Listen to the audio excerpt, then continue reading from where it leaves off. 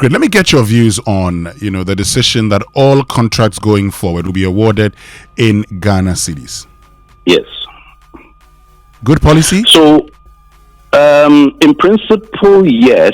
But I'm not sure how that will work when you're dealing with, let's say, an overseas-based service or goods provider.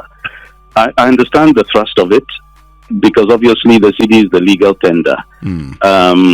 So in principle it's good, but as to how it will be implemented, I'm not quite sure, because if you're dealing with, let's say, somebody who's supplying you equipment, which is being sourced from overseas, would that really be priced in local currency? I'm not quite sure how that will work, but maybe the details will emerge as we go along.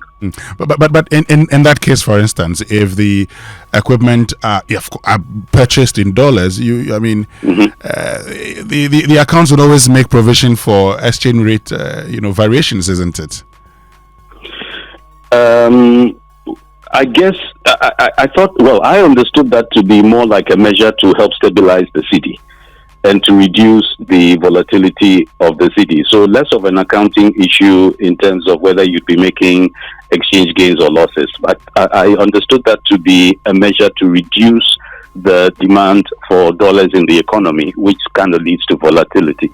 Exactly. So that's the angle at which we took it from. Yeah. Okay, but where there's an issue, for instance, and I'm sure as the contracts are signed, certain provisions will be put in there to take care of these, wouldn't it? So, okay, I see what you mean. So you mean that, for example, if the exchange rate moves, then the contract sum would be adjusted to reflect that? That could be a possibility. That I think would actually be counterproductive, because it will get you back to the same place. Because if you're changing the contract sum based on the exchange rate, then you might as well price in foreign currency, because essentially you are linking it to the foreign currency. So my understanding of that provision was that the contracts would be fixed in local currency, and then through the other mechanisms we have around expenditure control and public financial management generally, if you lock in a contract at 100 cedis, then it's 100 cedis, unless there's maybe a scope variation or something else that warrants an adjustment. But you believe implementation of that will be difficult?